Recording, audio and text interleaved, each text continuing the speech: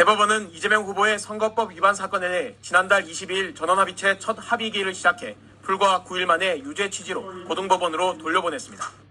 하지만 대통령의 불소추 특권을 정의한 헌법 84조에 대한 판단이나 언급을 하지 않았습니다. 이 후보 사건 내용과 직접 관련이 없고 쟁점도 아니었기 때문으로 보입니다.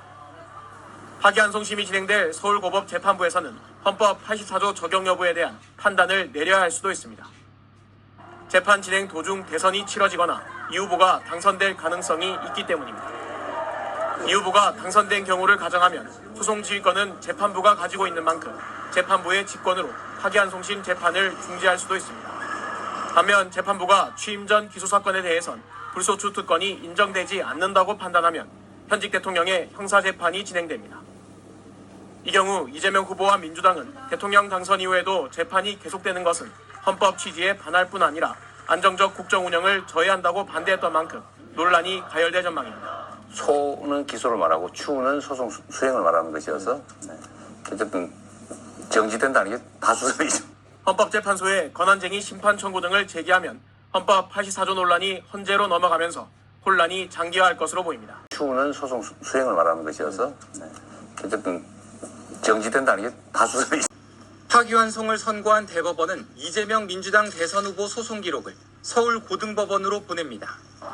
소송 기록이 접수되면 서울고법은 재판부를 다시 배당하는데 원심 재판부인 형사 6부는 제외됩니다.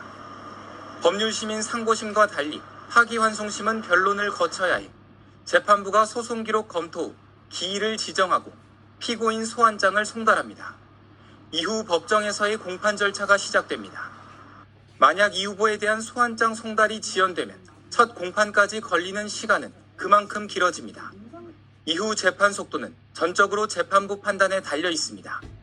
다만 파기환송심 재판부가 속도를 내 대선 전에 유죄 판결을 한다고 해도 이 후보가 대법원에 재상고하면 다시 재판부 배당 전에 서류 송달 절차를 거쳐야 합니다.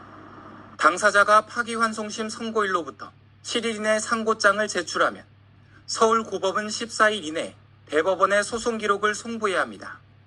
대법원이 소송 기록을 접수하면 검찰과 피고인 측에 접수 통지서를 송달하고 상고인은 이 통지서를 받은 날부터 20일 안에 상고 이유서를 제출해야 합니다.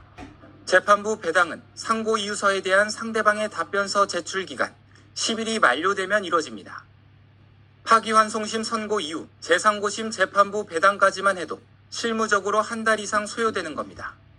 이 때문에 대선 전에 재상고심까지 거쳐 이 후보에 대한 확정 판결이 나오긴 사실상 어렵다는 게